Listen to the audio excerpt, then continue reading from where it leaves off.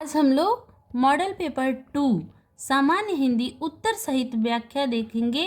Intermediate का सामान्य हिंदी का पहला प्रश्न है, रानी केतकी की कहानी के रचयिता या लेखक हैं? सही उत्तर होगा मुंशी इंशा अल्लाह खां।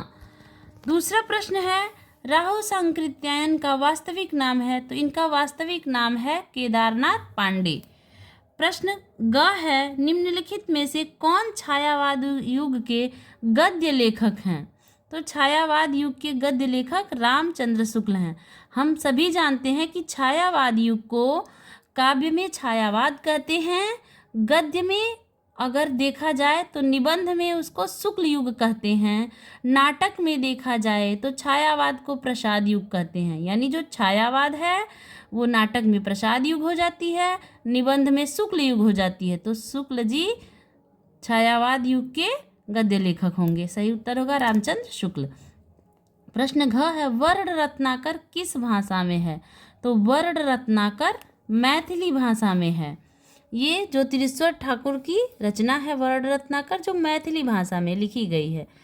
अंगा है, तार सप्तक के संपादक थे। तार सप्तक के संपादक सही उत्तर होगा अज्ञेय। 1943 में तार सप्तक का संपादन किए अज्ञेय जी ने। तार सप्तक 1943, जबकि ये तार सप्तक 4 भागों में है। तार सप्तक 1943, दूसरा सप्तक 1951, तीसरा सप्तक 1959, चौथा सप्तक 1979। या और चारों का संपादन अज्ञेय जी के ही द्वारा किया गया। अज्ञेय जी का पूरा नाम है सच्चिदानंद हीरानंद वात्स्यायन अज्ञेय। अगला प्रश्न है, क नई कविता के कवि हैं?